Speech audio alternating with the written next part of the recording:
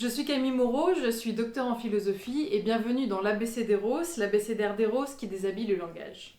L'activité ou la passivité dans l'acte sexuel est un sujet lourd de signification. Le fait d'être passif est souvent vu comme une dégradation, tandis qu'être actif est une gloire. Même dans le sexe oral, ça ne fait pas exception, ce qui nous amène à notre mot du jour, irrumation. L'irrumation est une pratique de sexe oral dans laquelle la personne possédant le pénis est active, celle qui reçoit le pénis dans sa bouche est passive. En français correct, donc, quand on possède un pénis, on reçoit une fellation tandis qu'on donne une irrumation. L'origine du terme est assez mystérieuse. Le mot n'est pas répertorié dans les dictionnaires de langue française, on ne le trouve pas non plus dans les dictionnaires spécialisés comme le dictionnaire érotique moderne de Paul Delvaux ou celui de Pierre Guiraud.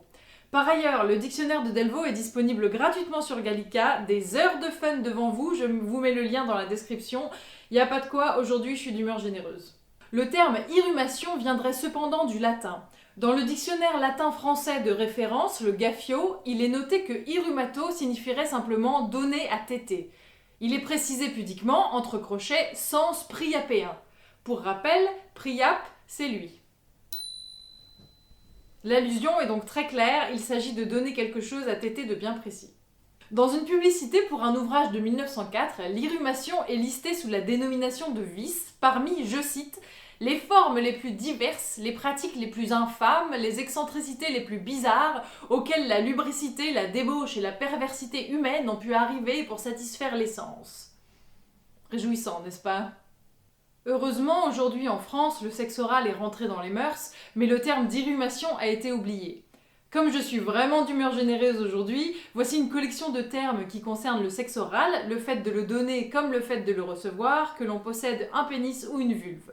Vous avez dans le désordre gougnoter, fellationner, gamahucher, chanstiquer, gousser. On peut donner une turlute, un pompier, une pipe, un cunilingus ou un cunilingus, ou recevoir un sein viatique. La liste n'est évidemment pas exhaustive. Ces termes peuvent être péjoratifs ou mélioratifs selon les époques. Je vous laisse vous les réapproprier et en jouer comme vous voulez, car le langage est une matière vivante et c'est l'usage qu'on en fait qui détermine son futur. Et vous, apprenti érotologue, vous en pensez quoi ? N'hésitez pas à commenter, quant à moi je vous donne rendez-vous dans 2 semaines pour la suite de notre abécédaire. D'ici là, que le plaisir soit avec vous.